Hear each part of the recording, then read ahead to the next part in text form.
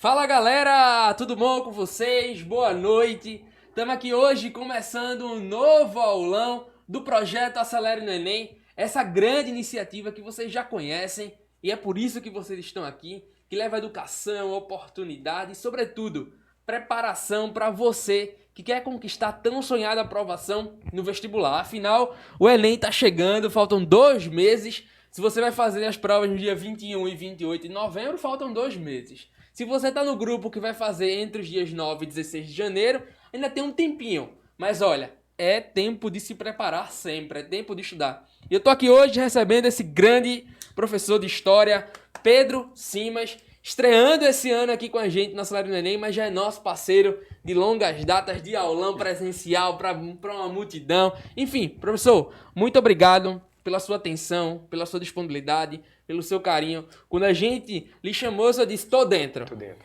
Não é verdade? Então, muito obrigado, viu? Rayan, aproveitar aqui, parabéns, de verdade, viu? Parabéns pelo projeto. Como a gente estava conversando antes aqui nos bastidores, assim, eu fico muito honrado de estar aqui, de verdade, nesse novo formato, com essa estrutura. É verdade. Ganhando ainda mais o Brasil e ajudando ainda mais jovens em qualquer canto desse país a conquistar o seu sonho. Parabéns e muito obrigado pelo convite. É uma grande honra, de verdade. Mais uma vez, professor, agradeço bastante, porque tenha certeza, esse projeto não teria sentido se a gente não tivesse professores tão animados, querendo participar e, sobretudo, querendo contribuir, se colocar à disposição de tantos jovens do nosso país para levar oportunidade, educação. Num momento muito difícil, por sinal. Então, hoje a aula é de História e eu já disse aqui, se eu tivesse tido Pedro Simas como meu professor de História, eu gostava ainda mais de História. Então, a aula não é brincadeira não, viu, turma? Mas antes de nós começarmos a nossa aula, eu tenho 3 desafios para vocês. Vocês já conhecem esses desafios. O primeiro é o seguinte, se inscreve aí no canal do YouTube. Então, sai do chat um pouquinho e vai, aperta lá a tecla inscrever-se, para que você possa acompanhar todos os conteúdos, todas as novidades. A segunda coisa é o seguinte, pega o link dessa aula, manda pra todo mundo. Manda no grupo da escola, no grupo do cursinho, manda pra amiga, pro amigo, manda pra todo mundo. Vamos fazer desse aulão aqui um grande sucesso. Mas, sobretudo, que ele possa transformar a sua vida nessa matéria tão especial e que certamente não. E que 45 questões dela vão estar presentes lá na prova do Enem. Não é verdade? Coisa. Então, não perde tempo. Pega aí o link e compartilha com todo mundo. E a terceira coisa é o seguinte. Durante a aula, tira uma foto do caderno, do resumo, tira uma foto da TV, tira um print do celular, do computador, de onde você estiver assistindo. Posta lá no Instagram com @Acelere no Enem e Histórias de Simas. Histórias de Simas. Histórias no plural, né? Histórias de Simas. De Simas. Então, @Histórias de Simas e @Acelere no Enem. Segue lá, marca que a gente vai dar repost em tudo que vocês postarem. E a turma diz assim, Rayan, o professor tirou a dúvida, se a gente mandar lá no direct, tira a dúvida, professor. Tiro. Pode mandar, tira o print. Tem uma questão, eu inclusive disponibilizei uma ficha, tá? Aí pra vocês aí, uma ficha bacana, só questões do Enem sobre os assuntos de hoje.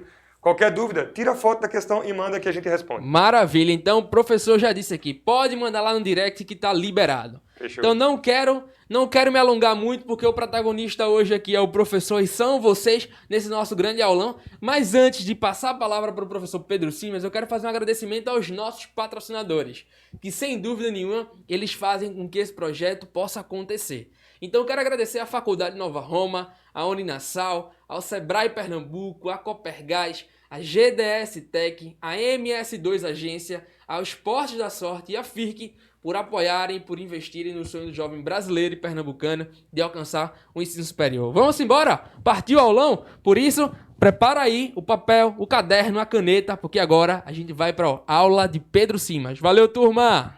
A força do pernambucano está no seu povo. Isso é o que move a Copergás, uma das maiores distribuidoras de gás natural do Brasil. A primeira com certificação em qualidade, meio ambiente e segurança. Da capital ao interior, a Copergás está presente na vida de cada um. Na indústria, no comércio, nas residências de milhares de pernambucanos. Tudo isso de forma sustentável e com responsabilidade, distribuindo energia limpa. Comodidade que motiva o estado de Pernambuco a crescer mais. Copergás, Governo de Pernambuco. Eu sei que você vê milhares de marcas todos os dias por aí, mas me conta uma coisa. Você já olhou para sua marca pessoal e ficou perdido? Fica de boas, saiba tudo sobre personal branding e entenda que impressão as pessoas têm de você, como você pode se posicionar e de que forma construir a sua marca pessoal vai mudar o seu futuro. Acesse agora o nosso material sobre personal branding e arrase. Sebrae Pernambuco, apoio para quem quer empreender e desenvolver negócios de forma sustentável. A gente sabe que não tá fácil pra ninguém, mas ao invés de desistir, que tal reagir? A Uninasal vai te dar aquela força para seguir em frente. Faça o vestibular e ganhe de cara um descontão de até 60% no seu curso. E as mensalidades ficam congeladas até você se formar. Não vai sofrer alteração nem pela inflação, sem surpresas e sem pegadinhas. Em tempos de incertezas, conte com quem está sempre ao seu lado. Uninasal, nada vai parar você.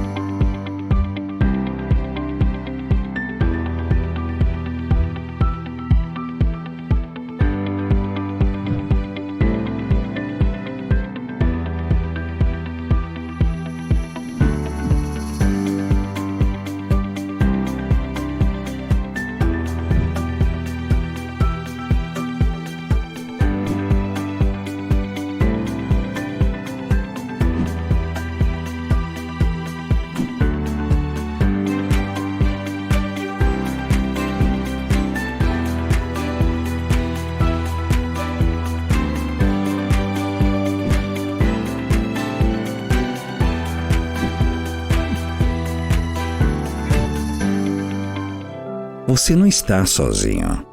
A gente torce toda vez que você entra em campo. Vibramos por cada um dos seus acertos. E quase não conseguimos crer quando você perde na cara do gol. Mas tá tudo bem. A gente nunca deixou de confiar e acreditar em você. Sabemos o seu potencial, dos seus esforços, do seu talento. Nenhum treino nunca será em vão. Nós temos a certeza. Vamos te ver sendo um campeão. E quando esse dia chegar, pode apostar.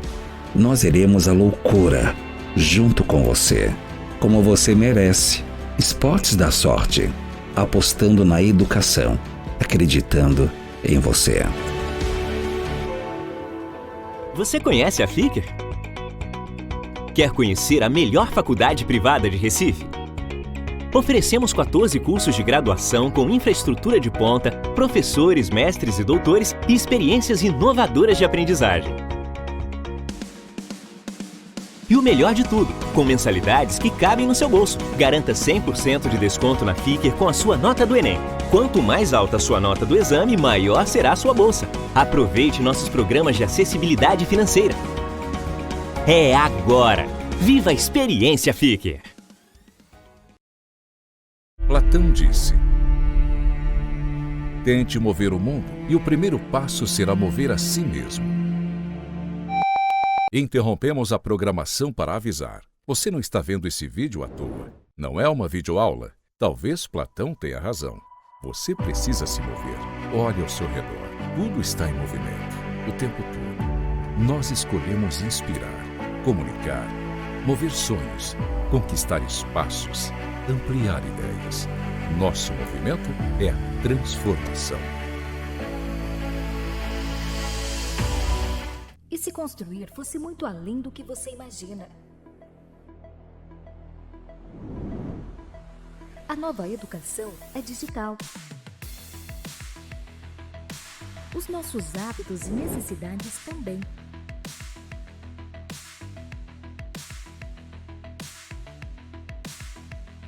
Aplicativos, ilustrações, jogos. Você pode ter esse grande talento. A tecnologia é o agora, é o futuro. GDS Tech, desenvolvendo jogos e aplicações comerciais. Olá pessoal, tudo bem? Grande honra estar com vocês. Hoje nós faremos uma revisão geral de História Geral. Antes eu vou me apresentar. Eu sou Pedro Simas, professor de História, de longa data, tá? Amo História do Brasil, amo História Geral. E o convite hoje foi um convite muito honrado. Pedro, fala de Idade Média, Idade Moderna e do início da Idade Contemporânea, e é o que nós faremos aqui. Agora, antes, bem atenção, tá? Bastante atenção. Ó, a gente vai estudar esses 3 períodos, mas, bom, a gente tem mais de 1.300 anos aí. Então foca no seguinte que eu vou dizer para vocês, tá? Quase 1.400 anos só hoje.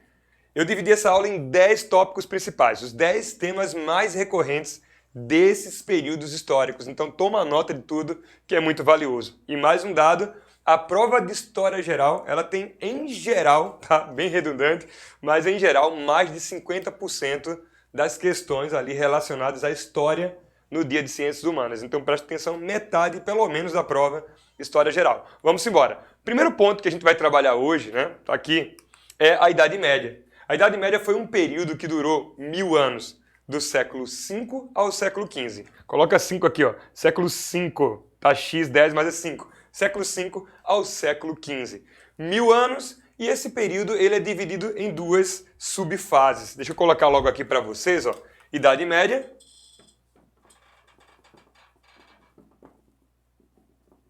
Dez séculos, 1000 anos, 2 subfases, o que a gente chama de, primeiro, a gente vai ter Alta, e eu vou abreviar o resto, tá? IM, Alta Idade Média, e a segunda fase que nós chamamos de Baixa, também vou abreviar, IM, Baixa Idade Média. Alta Idade Média, séculos 5 até o século 10, Baixa Idade Média, século ou séculos 10 ao 15. Fechou? Então, essa é a periodização, sempre lembrando, século 5 ao 15, toda fase e 2 subfases, 5 a 10 e 10 a 15. Vamos lá. O que caracteriza a Alta Idade Média? O que caracteriza Baixa Idade Média? A gente geralmente diz o seguinte, a Alta Idade Média é o período de esplendor, de apogeu, crescimento de algumas instituições, enfim, de alguns modelos. Modelos que moldaram a vida ocidental, a nossa civilização. E a Baixa Idade Média é a crise desses modelos. Mas, Pedro, quais foram os modelos aí que valem, por exemplo, destacar, que tem uma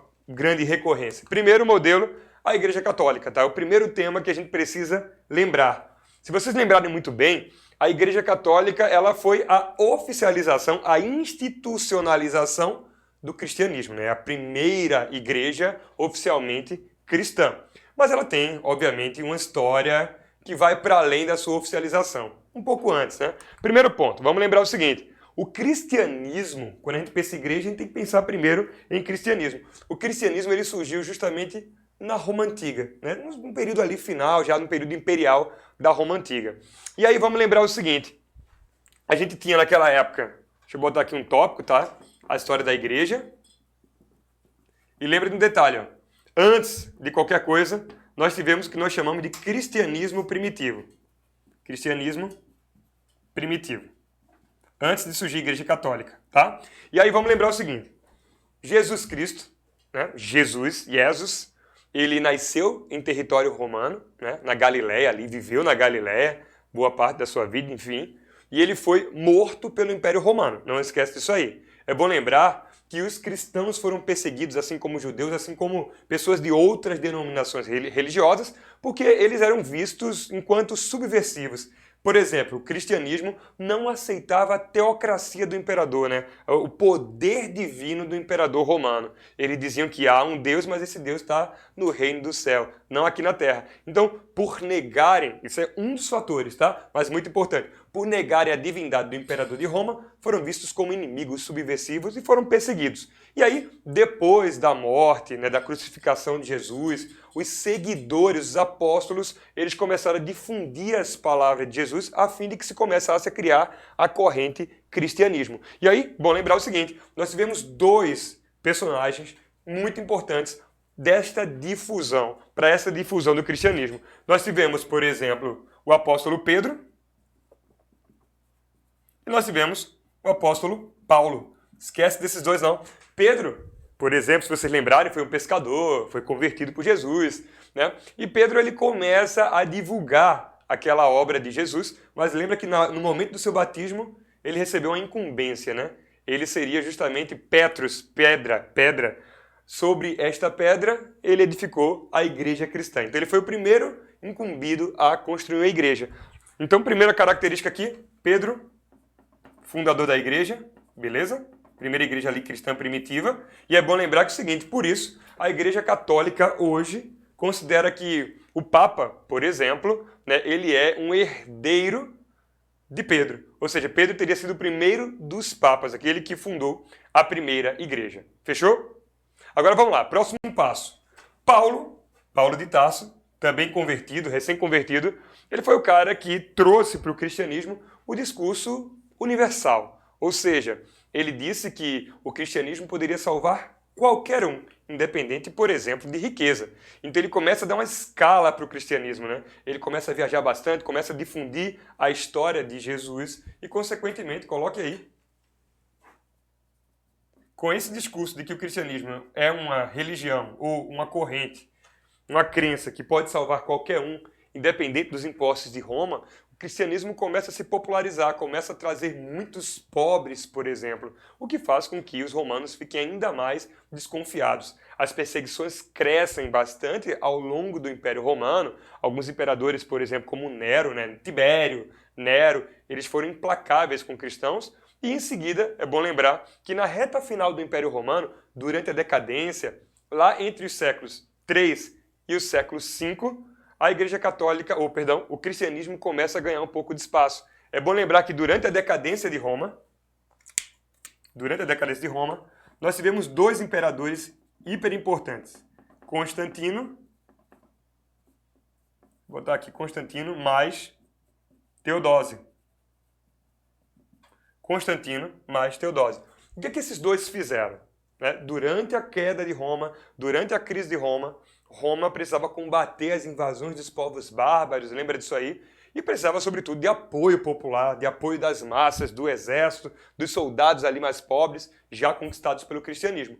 Constantino foi o imperador que decretou o famoso Édito de Milão. Deixa eu colocar aqui, ó, Édito de Milão. Sim, mas o que é esse Édito de Milão? Bom, o Édito de Milão foi uma carta escrita, assinada por este imperador, que disse que a partir de agora os cristãos não poderiam mais ser perseguidos. Tá? No século IV, nenhum cristão poderá ser perseguido. Ponto. Então toda aquela chacina, ou até genocídio imposto ou empreendido por Roma, não pode mais acontecer, parou. Tá? Por um outro lado, depois Teodósio foi o imperador que criou um outro Édito de Tessalônica, que disse o seguinte: a partir de agora, além da tolerância empreendida por Constantino, o cristianismo agora se torna oficial. Beleza? Então preste atenção. Ó. Um tolerou, não perseguiu mais, e o outro oficializou, tornou uma instituição dentro de Roma. Roma passa a ser oficialmente cristã a partir daí. Fechou? Finalzinho do século XIV. Século IV. Século IV. Estou acelerando o tempo da história. Século IV. Próximo passo importante, tá? Bom, depois de oficializada, aqui tem as imagens, né? Pedro, por exemplo, recebendo a chave de Jesus, a chave do céu, né? Aqui, ó, Paulo escrevendo suas cartas para difundir a história de Jesus. Aqui, por exemplo, uma cena terrível, né? Os cristãos perseguidos sendo colocados em tochas, sendo queimados, e a coisa evoluiu, né? A igreja se torna oficial. Na própria Idade Média, por exemplo, começou a ser construído o templo, né, a Basílica de São Pedro, uma das maiores basílicas, né, obviamente, da Europa, do cristianismo, do catolicismo, construído entre a Idade Média e a Idade Moderna. E aqui, um outro episódio muito importante que já foi cobrado, que já foi mencionado, que foi o seguinte: o momento em que a Igreja Católica, né, ex-instituição do Império Romano, que quando Roma entra em ruínas, a igreja substitui Roma. Como assim substituir Roma, Pedro? Ora, Roma deixou um vácuo de poder. Roma conquistava toda a Europa, dominava toda a Europa, até o norte da África, por exemplo. No momento que Roma entra em crise no século V, com as invasões dos povos bárbaros, é um dos fatores, mas muito importante, o que acontece? Quem é que assume esse vácuo de poder, esse espaço? É a Igreja Católica. Então a Igreja Católica ganha toda a importância, inclusive política, durante a Idade Média, passa a controlar a maior parte das populações medievais, e aí a coisa vai andando. Quando chega no século XX, o que acontece? Em 1929, o Papa Pio se senta com o ditador da Itália, Benito Mussolini, ó, o Papa Pio e Benito Mussolini. Eles sentam e fazem um acordo polêmico, né? O Tratado de Latrão. Sim, mas o que é esse Tratado de Latrão, hein? Vamos lá. Tratado de Latrão.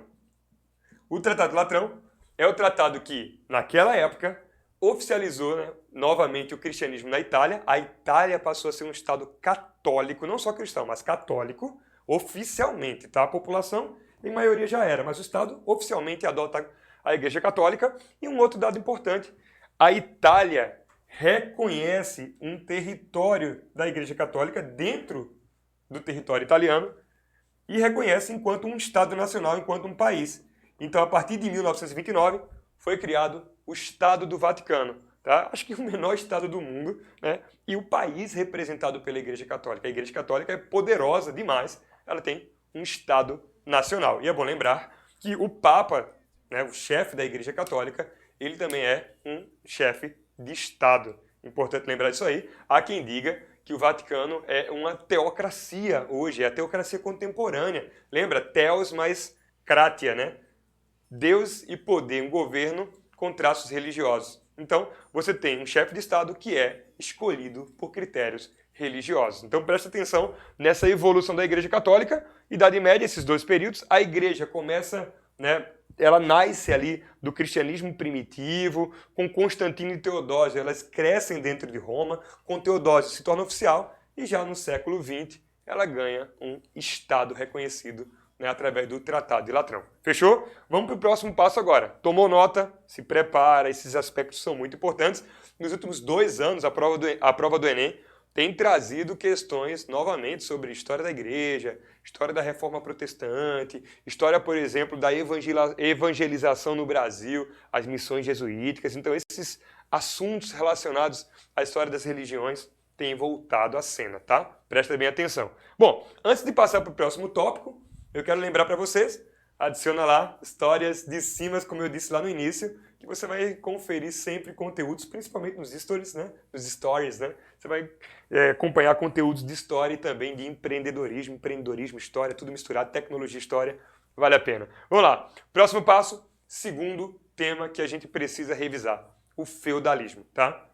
Vamos lá. Quando a gente pensa em feudalismo, todo mundo já, feudalismo, eu me lembro do quê? Daqueles castelinhos, né, senhores feudais. Tem mais que isso, mas está nesse caminho. O Enem gosta desse assunto, tá? O Enem gosta de falar de feudalismo, mas assim, não espere aquelas questões sobre o feudalismo, o que é o feudalismo, o que é que significou. São questões mais contextualizadas. Por exemplo, se fala muito das relações sociais dentro do feudalismo, se fala muito da influência da igreja sobre as populações medievais feudais, se fala inclusive do trabalho, né? Quando você pensa, lembra que a prova do Enem é norteada por competências e habilidades, né? Então, se a gente pudesse assim generalizar, você vai encontrar traços culturais da população medieval, feudal, competência 1, obras, poemas, né, canções. Você vai encontrar na competência 2 ali no finalzinho, na crise do feudalismo, surgimento dos primeiros estados. Na competência 3, alguns poucos movimentos sociais. Na 4, trabalho, modelos econômicos, né? E assim a coisa vai andando. Então vem para cá. Quando a gente pensa em feudalismo, primeira coisa importante de lembrar, tá? Feudalismo é um sistema, tá? É um sistema que surgiu na Idade Média, após a crise de Roma, e esse sistema ele tem várias frentes, várias características, tá? É um sistema, primeiro, social, é um sistema econômico, também tem traços econômico, também tem traços de política, obviamente, e tem traços de cultura. Então, vamos lá? É um sistema social, econômico, político e cultural que existiu entre a Alta Idade Média e a Baixa Idade Média. Ele passa justamente aqui, ó, da Alta Idade Média para a Baixa Idade Média. Foi muito importante para todo esse período aí, quase todo o período da Idade Média. Agora vamos lá, vamos entender as principais características do feudalismo. Quando a gente pensa nesse modelo, pensa o seguinte, olha para essas imagens, tá? Primeiro você tem aqui, ó, um traço social clássico, tá? Explorado. Olha essa imagem. Você tem, por exemplo, um homem com a coroa recebendo ali, né, o respeito, enfim, as reverências de um outro senhor com coroa também. Que é isso, cara? São 2 reis São dois reis ali fazendo algum acordo? Sim. É bom lembrar que existe uma característica clássica do feudalismo que é conhecida como comitatus. Comitatus. É um traço que norteia as relações sociais dentro do feudalismo. Comitatus é basicamente um sistema de reciprocidade, tá? Coloque aí, reciprocidade. Sempre dentro dessa lógica, há um homem que detém mais poder que o outro e que faz acordo com esse menos poderoso. Vou melhorar essa explicação, tá? Se a gente pensa que feudalismo vem da palavra feudo, o que é feudo? Feudo significa benefício. Não é que significa, se relaciona a benefício, se refere a benefício. Benefício é terra, tá? Então nessa época a gente costuma dizer de maneira um pouco mais genérica, tá? Mais genérica, que feudo seria um benefício na forma de terra.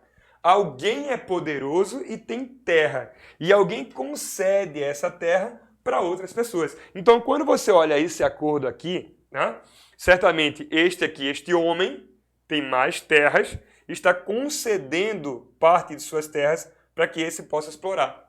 Então, basicamente, são dois nobres, um mais poderoso que o outro, beleza? Agora, pensa no seguinte, ó, dentro desse acordo de reciprocidade, existem duas partes. Existe o suzerano. O suzerano é justamente o indivíduo que tem mais poder, que tem mais terra, que está concedendo a sua terra. E aquele que recebe o benefício se torna o que nós chamamos de vassalo. Suzerano, o senhor, o maior. Vassalo, aquele que recebe o benefício. Beleza? Agora pensa no seguinte.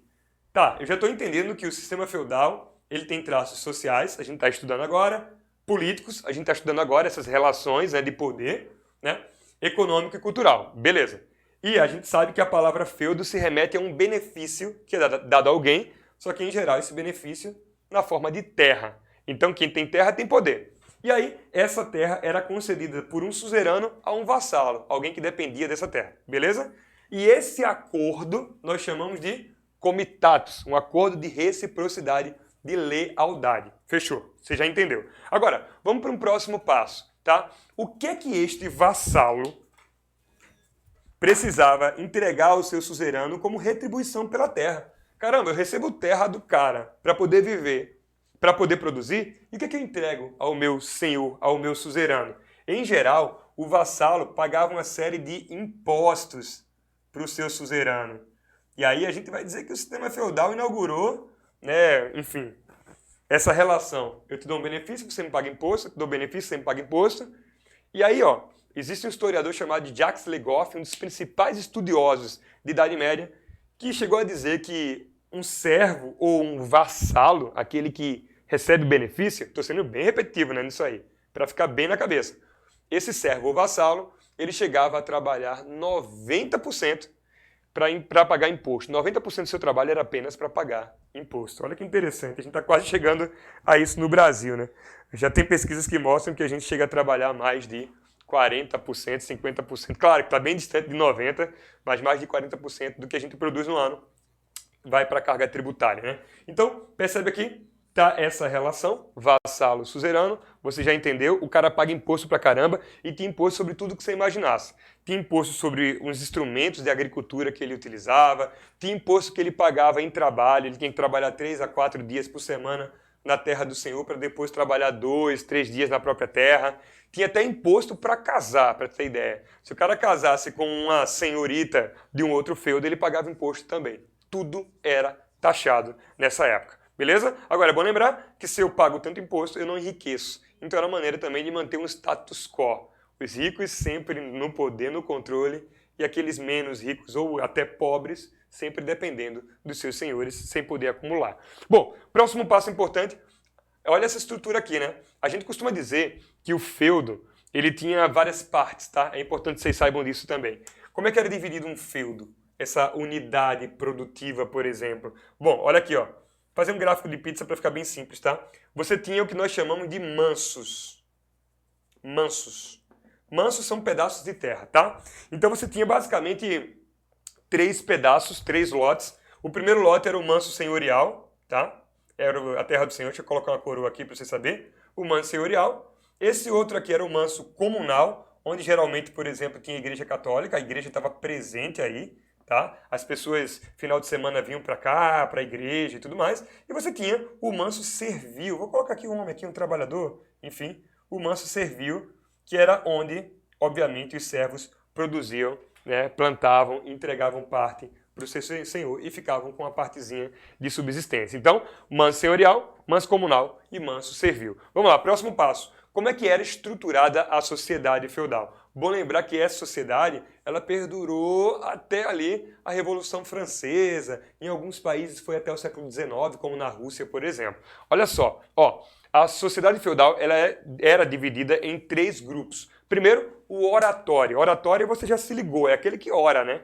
É o clero, os membros da igreja. Segundo, o belatório. Belatório lembra bélico, arma. São os nobres, aqueles que cuidam da guerra. E terceiro, o laboratório, labor, trabalho, ginástica laboral, medicina do trabalho, medicina laboral, são termos que vêm até hoje. Laboratório, os servos que trabalhavam na lavoura, né? Enfim. Então olha aqui só, clero, nobreza e servos. Essa era a estrutura básica. Se você for lá para a Revolução Francesa, você vai lembrar. Primeiro estado, clero, segundo estado, nobreza, terceiro estado, todos os demais que trabalhavam. É a mesma estrutura. Fechou? Vamos lá. Segue mais. Essa imagem aqui é uma imagem bem interessante, que é uma imagem do século XVIII, nas vésperas da Revolução Francesa. Olha que interessante. Isso aqui já é a Idade Moderna, tá? Mas a sociedade permaneceu. Aqui você tem, de roxo, um bispo, representando um clero. Daqui do lado dele, né, um líder militar. Né? E embaixo, um camponês que está sendo esmagado por uma pedra. Esse peso aqui sobre o camponês é uma metáfora. Seria a carga tributária esmagando o trabalhador. E os dois lá em cima, oratório e belatório, viviam de privilégios e não pagavam impostos. Mais um detalhe, só quem pagava imposto, o laboratório, aquele que estava na base. Fechou? Segue mais. Vamos lá. Uma última característica extremamente importante, tá? Não esquece. A gente já entendeu os principais traços, inclusive, que norteiam a economia. A economia feudal era pautada na agricultura. Toma nota aí. A gente costuma dizer que a economia ela era in natura. Vou colocar esse conceito aqui. Ó.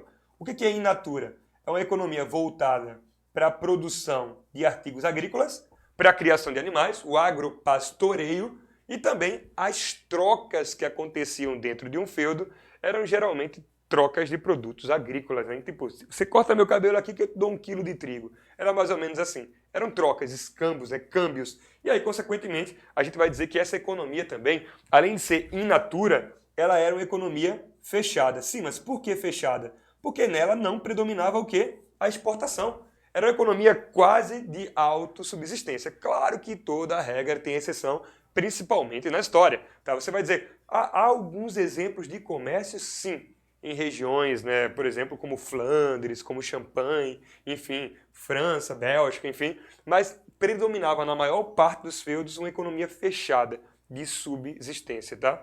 Vamos lá. Outra característica muito importante, além de ser in natura e fechada, a gente vai chamar de amonetarizada, ou eu vou melhorar aqui, eu vou dizer, não predomina o uso de moeda. Coloque aí. Não predominam as moedas. Amonetarizada ou quase sem predominância de moedas. Importante também que vocês saibam disso aqui, tá bom? Características principais do feudalismo, beleza? Vamos seguir para o próximo tópico. Não esquece, muito importante, relação de reciprocidade, suzerano, vassalo, comitatus, aquele acordo que os caras fazem. Lembra que o feudo geralmente era o benefício em terra, fechou? Tranquilo?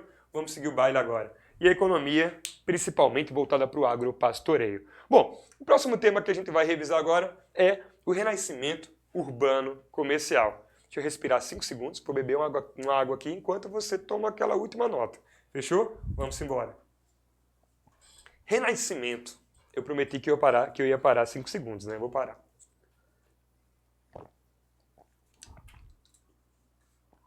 Vamos embora.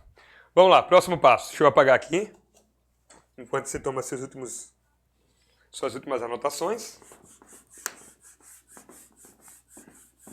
A gente falou que a Igreja Católica inaugura a Idade Média, está ali na Alta Idade Média.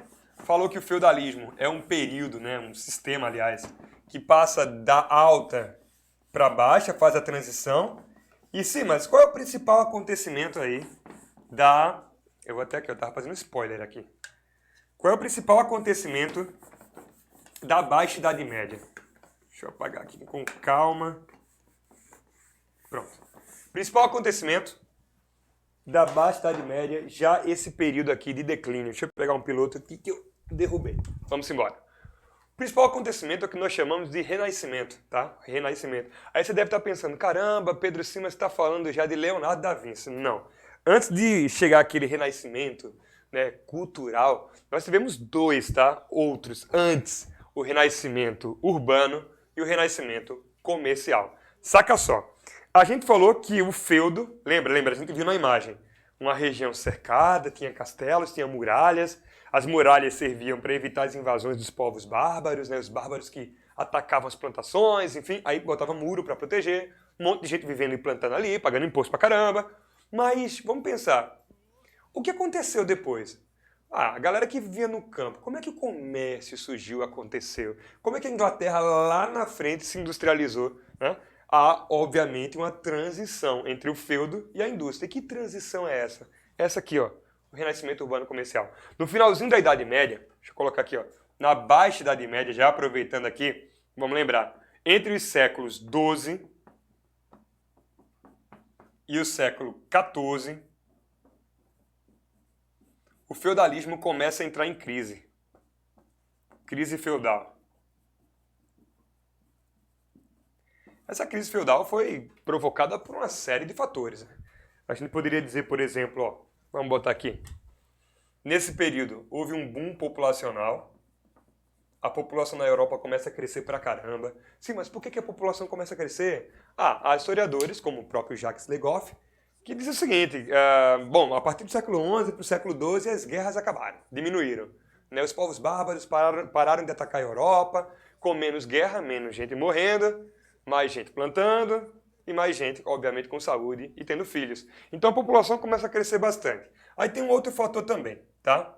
Muito importante. Se a população cresce, o estímulo ao consumo cresce. Imagina um feudo que é cercado por muros. Um feudo que é cercado por muros. Obviamente, a oportunidade para produzir aqui é limitada, né? Limitada pelas muralhas. Então, estou botando aqui um feudo, imagina que isso aqui é um feudo, gente. A população está crescendo. Naturalmente, com o tempo, essas pessoas vão ter que sair para buscar terras fora do feudo. Então, o crescimento populacional é um fator muito importante. Fechou?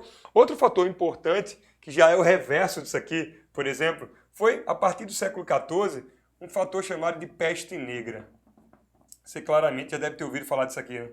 No finalzinho da Idade Média, houve uma pandemia, olha que coisa louca, né?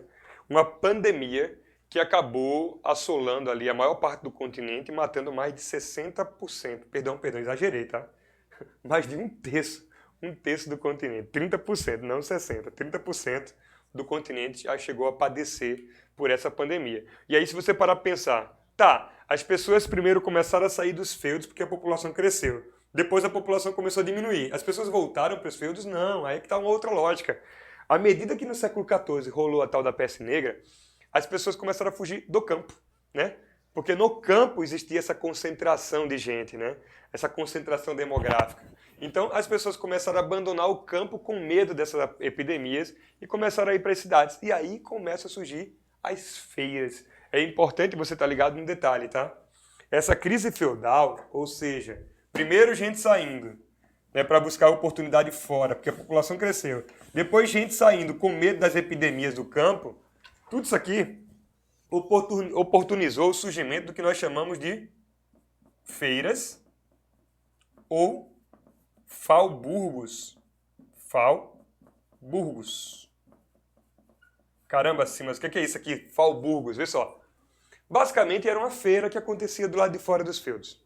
Tá? Falburgo, a feirinha que fica do lado de fora. Tem aquela muralha, a galera começou a colocar ali uma feirinha do lado de fora da muralha, ia produzir, tinha seu excedente, vendia ali do lado de fora. Eita, o comércio começou a crescer, alguns começaram a colocar suas feiras, sabe aonde? Em encruzilhadas. Onde houvesse duas estradas se cruzando, bota uma feira ali. Fantástica ideia, hein? Tem muita gente passando, o comércio começou a crescer. Muita gente começou a colocar a feira, sabe aonde também? Perto dos portos. Onde tivesse, obviamente, litoral e porto, tem gente chegando e saindo todo dia. Coloca uma feirinha ali perto. Tinha gente que criava feira, sabe onde também? Ao redor das igrejas. Se você parar para pensar, cara, as cidades do interior do Brasil foram bem assim, né? Você tinha, até as capitais, por exemplo, né? Mas você tinha uma igreja no centro e tudo crescia ao redor. Botava uma feira no pátio da igreja, no dia de domingo, daqui a pouco as casinhas, e aí a cidade ia crescendo essas órbitas ao redor da igreja. Isso acontecia também. Então o que acontece? Bom, esses fauburgos, essas feiras do lado de fora dos feudos, com o tempo deixaram de ser fauburgos, né?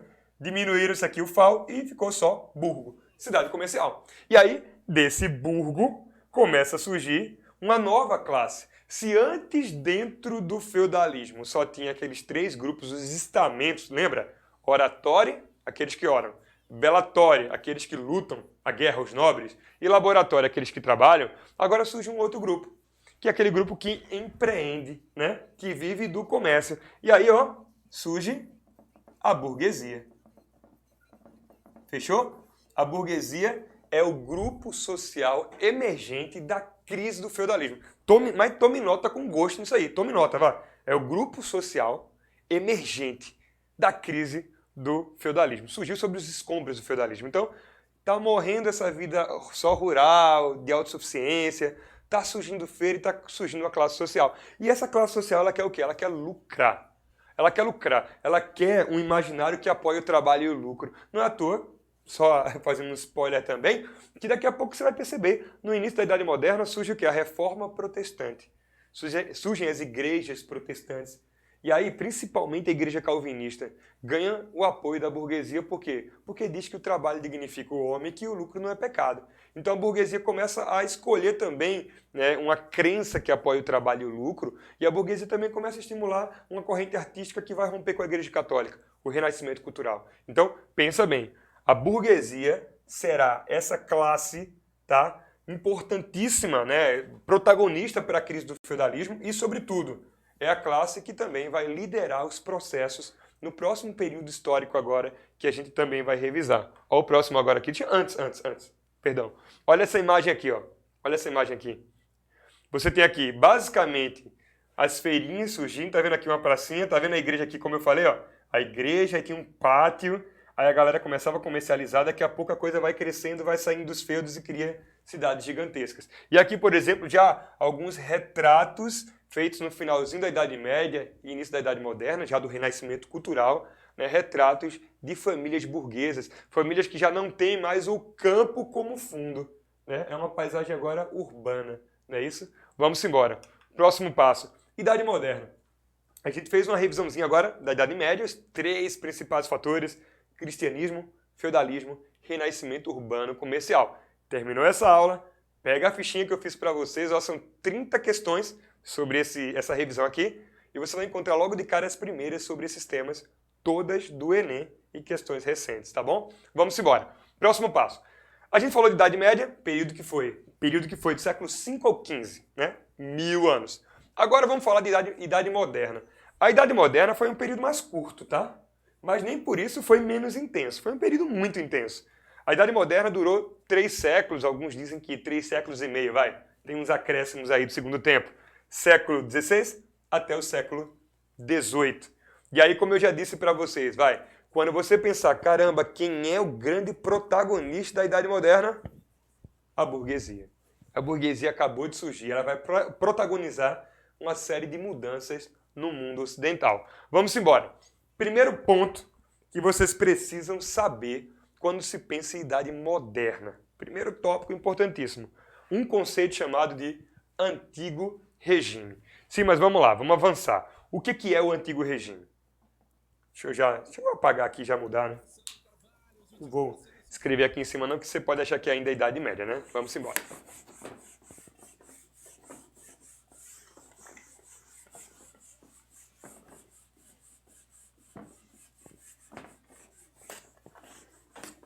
Pessoal, espero que vocês estejam gostando da minha letra, tá? Entendendo tudo, lembrando sempre, qualquer dúvida, fala comigo. Histórias de cimas, pode mandar também questões da ficha para tirar dúvida. Enfim, vamos junto. Pensou em Idade Moderna, esse segundo período aqui da história?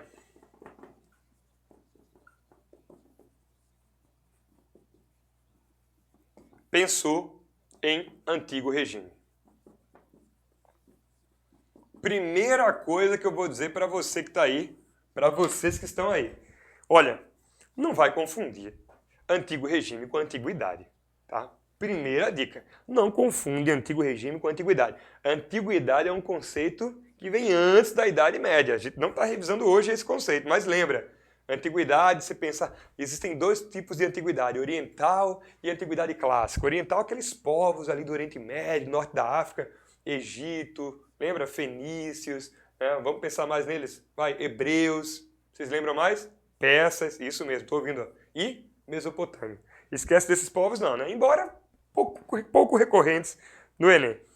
Do outro lado, a antiguidade clássica é bem mais recorrente, tá? A antiguidade clássica, Grécia e Roma. Toma nota dela, vai estudando lá também que vale muito a pena. Então, é diferente disso aqui.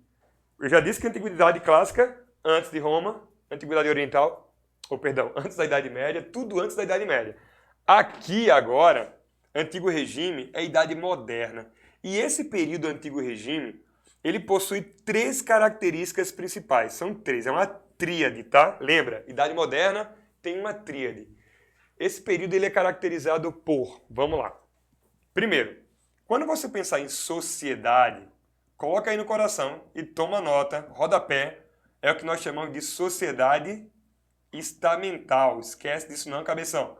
Sociedade estamental é aquela baseada em estamentos. Fechou? Estamentos. Ou seja, o indivíduo nasce com condições, com privilégios que foram acumulados por seus pais. O teu privilégio, a tua situação social provém da tua condição de nascimento. Então quem é nobre tem filho nobre. Filho de nobre é nobre, beleza? Filho de pobre sem nobreza é pobre sem nobreza e sem privilégio também paga imposto.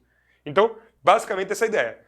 Então as pessoas têm privilégios que elas carregam por seus títulos. Fechou? Aí o que acontece? Além da sociedade estamental, nós temos outras 2 características que eu também vou salientar aqui. Mercantilismo, eu coloquei só 2 na imagem aqui, mas eu vou dar uma destrinchada nessa aqui, tá? Vou fugir um pouquinho do que eu planejei aqui para dar mais informação para vocês. A segunda característica é a economia. Sociedade, aquela sociedade medieval que a gente já sabe. Por um outro lado, na economia predomina o mercantilismo. O mercantilismo é um modelo econômico pautado no comércio. Coloque aí. É um modelo econômico pautado no comércio. Idade Média, feudalismo, agropastoreio. Idade Moderna, mercantilismo, o comércio. As mercadorias são o principal ou as principais fontes de lucro.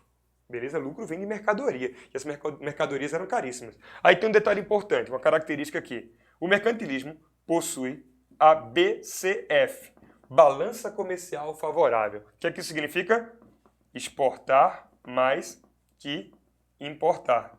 Os países da Idade Moderna que surgem ali na transição da Idade Média para a Moderna, que nós chamamos de Estados Nacionais, Portugal, Espanha, Inglaterra, França, esses países querem sempre exportar mais. Beleza? Ninguém quer importar. Aí o que acontece? Para exportar mais, esses países começam a ter o quê? Sistemas coloniais. Para que ter colônia? Para que Portugal veio para o Brasil? Lembra disso, né? Os caras vieram para buscar matéria-prima. Principalmente, claro, tem que catequizar os índios. Fizeram, mas um objetivo econômico era ter matéria-prima gratuitamente. Eu levo essa matéria-prima para Portugal, transformo em manufaturados e vendo para outros países. Ou seja, eu beneficio a minha exportação sem precisar comprar matéria-prima. Por quê? Porque a colônia é minha, eu não preciso comprar. Então eu não preciso importar. Eu exporto, produzo mais sem precisar importar matéria-prima. Por isso ter colônias, fechou? Colônia para ter matéria-prima, para não importar de ninguém. Próximo, outro dado muito importante, não esquece isso aqui não, ó. Metalismo. Esses países que surgiram na transição da Idade Média para a Idade Moderna também tinham como princípio a busca por metais preciosos. Quem tem mais ouro e prata tem mais moeda. Fechou? Quem tem mais moeda tem mais recursos para investir. Então, essa era a lógica. Agora, uma outra característica. A gente já falou de estamentos, a sociedade medieval. A gente falou aqui, eu saí um pouquinho aqui do plano, mas coloquei mercantilismo para vocês.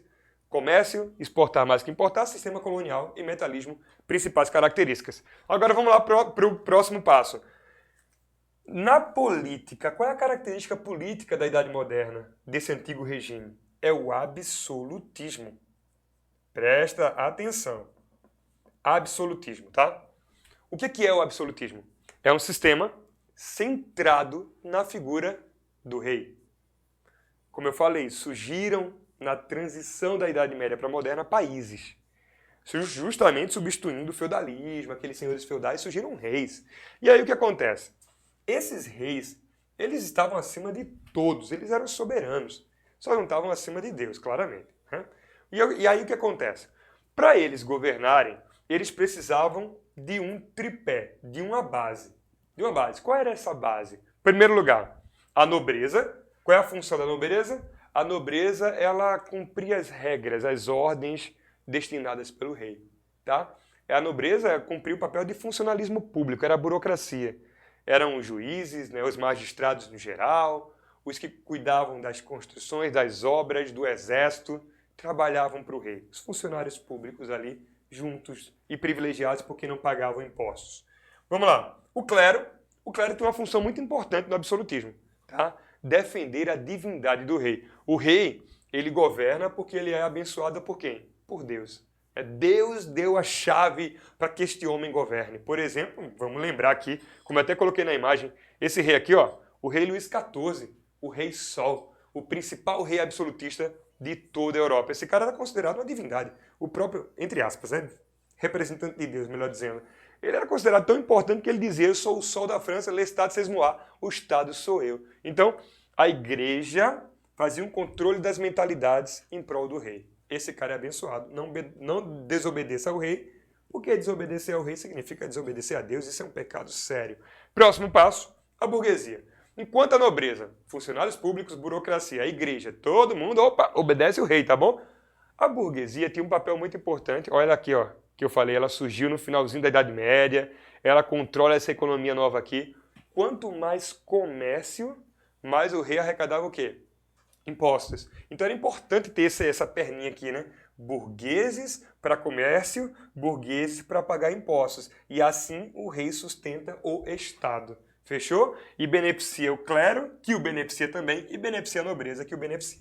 A burguesia cuida do comércio e paga impostos para o rei. Ela era importante, fundamental. Fechou? Agora, vai chegar um momento, e a gente vai dar mais um passo dessa revisão, que essa burguesia, que surgiu no finalzinho da Idade Média, que agora está na base do governo, sustentando o Estado pagando impostos junto com os demais trabalhadores mais pobres, essa burguesia começa a dizer o seguinte: epa, eu não quero mais esse Estado aqui centralizado por um homem, que ele cria as regras, ele manda e desmanda. A burguesia começa a desejar um Estado que controle o rei. E aí é nesse contexto que surgem algumas teorias novas na Idade Moderna. Já está chegando aí a fronteira com a Idade Contemporânea. A burguesia vai começar a incentivar a ideia de que um Estado deve recorrer e deve obedecer às leis. A teoria do liberalismo e a teoria do iluminismo surgiram nesse período. Quando a gente fala em liberalismo, é muito importante a gente estar atento para esse cara aí. Tá? Existe o liberalismo político, ético, econômico, mas quando a gente fala em vestibular, principalmente é a mentalidade deste cara aqui que aparece, tá? Vamos lá. John Locke. John Locke, ele foi um cientista político inglês, também foi um revolucionário, participou de um movimento lá chamado de Revolução Gloriosa, que fundou a monarquia parlamentarista dentro da Inglaterra. Mas antes de falar da monarquia parlamentarista, vamos pensar no que ele disse pra gente, vai. John Locke é considerado um dos pais do liberalismo político. E ele trouxe pra gente quais princípios. Ele dizia o seguinte: em primeiro lugar, o Estado. Por que o Estado existe? Por que esse Estado Nacional recém-criado ele existe? Para quê? Na cabeça dele, o Estado existe para garantir direitos. E ele começa a trazer uma nova era, a era dos direitos, a era das garantias. O Estado existe para garantir direitos. E as pessoas que são governadas por este rei, por esse Estado, essas pessoas não são mais súditas, elas são cidadãs. Então, John Locke vai pensar o seguinte, ó: Estado não pode mais ser arbitrário, o Estado deve garantir. E além disso, as pessoas aceitam ser governadas porque querem garantias, e se elas querem algo e o que elas querem passa a ser considerado, elas não são mais súditas, são cidadãs. Então é a era da cidadania que está surgindo, é a era do direito, beleza? E aí, olha que interessante, tá? John Locke vai trazer para a gente também uma outra percepção. O Estado deve garantir os direitos individuais, que a gente também poderia chamar de direitos, mais à frente, civis. Seria a primeira geração do direito. E aí, quais são esses direitos civis? Caramba, nesse momento em que ele vivia, na Inglaterra, antes do parlamentarismo, os reis cortavam cabeças de pessoas. Alguém discordou de mim, protestou contra mim, bota na masmorra e corta a cabeça do cara, mata.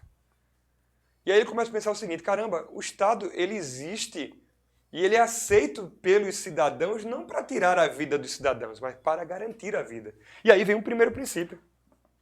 O direito à vida é o direito elementar que deve ser defendido pelo Estado. Segundo passo, importantíssimo, o direito a uma série de liberdades, melhor dizendo. Não uma liberdade, são liberdades. Quais são as liberdades aí que o Estado deve garantir? Liberdade de expressão, que provém de uma liberdade de crença, de pensamento, que se estende numa liberdade de locomoção. Então, eu posso falar o que penso, eu posso pensar o que quero, e eu posso ir para onde quero. Então, essas liberdades começam a entrar também no imaginário da ciência política moderna, né? Se a gente parar para pensar, a gente tem esses direitos hoje. Pelo menos eles estão escritos, eles estão garantidos, né, institucionalmente. A gente pode recorrer. Né? Não quer dizer que sempre são praticados, mas temos como recorrer a esses direitos. Próximo, o direito à propriedade privada. Aí você está pensando aí, né? Caramba, a propriedade privada é algo defendido pela burguesia. Pois é, direito burguês. Vida, liberdade e o direito à propriedade. Isso é o pensamento burguês da Idade Moderna. Belezinha? Aí vamos pensar o seguinte. Se a gente observar muito claramente esses direitos individuais civis fundamentais, essa primeira geração do direito, ela está hoje, por exemplo, na nossa Constituição Federal. Vamos pegar a nossa Constituição só para fazer uma ponte aqui, ó. CF/88. Constituição Federal Brasileira, né? De 1988. A Constituição Cidadã, também cobrada no Enem. E mais um detalhe importante, essa Constituição CF/88 tem essas premissas garantidas no 5º artigo. Coloque aqui, ó. 5º artigo. Tá tudo lá, dá uma lida, vai ser importante inclusive para a sua redação. Vamos embora. Próximo passo, importante, além desses traços gerais do liberalismo, a defesa pela liberdade, vida e propriedade, nós tivemos também o iluminismo, né?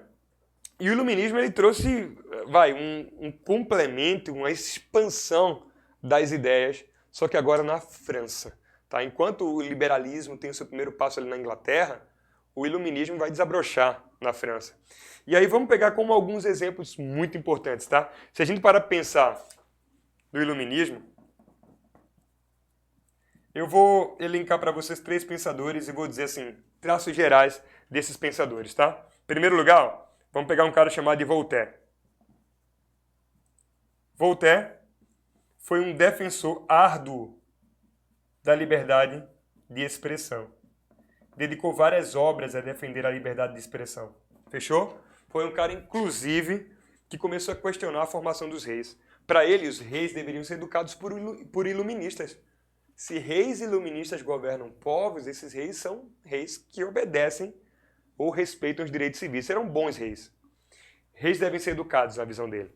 Próximo, um outro traço aqui geral aqui, por exemplo, ó, um cara chamado de Rousseau, Jean-Jacques Rousseau, um grande pensador. Rousseau, ele é tipo assim, é o cara que foi fora da curva entre os iluministas, porque ele chegou a dizer o seguinte, ele chegou a defender o ideal de república, enquanto muito se falava de monarquia parlamentarista, ele disse, não, o modelo ideal é a república. Fechou? E mais, ele chegou a defender, por exemplo, naquela época, o voto universal, claro, que com suas limitações para a época. Deixa eu botar um asterístico aqui, ó. Voto universal, asterístico, observação, voto universal masculino. Ele dizia que todos os homens deveriam poder votar, por exemplo. Né? E se a gente passa um pouquinho mais, um outro pensador muito importante, isso aqui são os traços gerais, tá? Montesquieu. Montesquieu, um outro pensador deveras importante, que chegou para a gente para dizer o seguinte, os estados devem ter todos Constituição. Ele foi um defensor das constituições, da compilação das leis. Essa compilação das leis norteando toda a vida pública e até definindo o que é público e o que é privado. O Estado tem que ter Constituição. E essa Constituição deve garantir a existência e a independência do que ele chamava de três poderes. Lembra dos três poderes? Vai. A gente tem lá em Brasília, ó, a Praça dos Três Poderes. Quais são eles? Vamos lembrar disso aqui, ó. Aí no meio, o Congresso, o Poder Legislativo, né? Do lado direito, você tem o quê? O Planalto, o Poder Executivo. E do lado esquerdo, o STF, o Poder Judiciário. Então, ele dizia justamente isso aí. Nós temos que ter três poderes. E esses poderes devem ser independentes. Eles devem poder atuar sem que um interfira no outro ou limite o outro. Eles dialogam, mas não limitam uns aos outros. Então, legislativo, as leis, judiciário, a interpretação das leis e o executivo, as leis em prática. Fechou? Tudo isso aqui com iluminismo. Aí você percebe como a gente é iluminista, né? Como a gente é iluminista, como a gente é liberal, como tudo isso está nas nossas leis hoje, inclusive nos direitos humanos, tá? Quando a gente fala em liberdade. O sexto ponto, estamos chegando já da metade para o final da nossa revisão. Tá tomando nota aí, tudo certinho? Vamos embora. Qualquer coisa, ó, pausa, respira, toma água e volta. Vamos embora. Ó, um outro tópico muito importante da Idade Moderna é a Revolução Industrial. Sim, mas a Revolução Industrial é importante, é demais. Você encontra a Revolução Industrial em filosofia, sociologia, geografia, história e até em questão de linguagens. Só para você ter ideia, tá? Vamos pensar o seguinte. O que é que foi essa tal Revolução Industrial? Eu acho que aqui fica melhor. Pronto, fechou. A Revolução Industrial, lembra, foi um processo não só econômico, mas produtivo, que alterou todo o resto. Alterou a forma de pensar, alterou a organização social, as dinâmicas políticas. Fechou? E a gente costuma dizer, na Idade Moderna, Idade Contemporânea, início dela, que a gente tem em história, tá? Nas questões de história, duas principais fases. Se você vai para outras matérias, você tem até a quarta fase ali sendo trabalhada. Mas em história, historicamente, né? Essas duas principais. Quais são as duas principais fases da Revolução Industrial? A primeira, aquela que aconteceu no século XVIII, início dos anos 1700 ali, 1706, e foi até 1840, século XIX. Primeira característica básica aí. A primeira Revolução Industrial, ela aconteceu na Inglaterra. Coloque aí, tome nota. A Inglaterra foi o primeiro país industrializado da história. Fechou? Vamos lá. Aí um passo interessante, tá? A Inglaterra industrializada, ela foi industrializada por conta de um processo. Eu vou até colocar uma colinha aqui para vocês, tá? Qual é o processo que vocês têm que saber? Vou botar aqui, asterisco, cercamentos. Vocês vão encontrar algumas questões do Enem sobre isso. A Inglaterra foi industrializada por diversos fatores. Se você parar para pensar, caramba, a Inglaterra tinha carvão mineral em seu território, converteu o carvão, queimava o carvão e gerava energia a vapor, energia motriz ali para fazer as máquinas funcionarem. Segundo ponto, a Inglaterra já era uma monarquia parlamentarista. Não era mais absolutista nessa época. Ou seja, o rei reinava, mas não governava. O rei tinha um parlamento que governava o país, já com as ideias burguesas, liberais, por exemplo, né? Então, o parlamento, formado por deputados burgueses, criava leis de incentivo à indústria. Terceiro ponto importante. A Inglaterra, lembra que eu falei do calvinismo? Lá no finalzinho da Idade Moderna, ou da Idade Média, com a burguesia.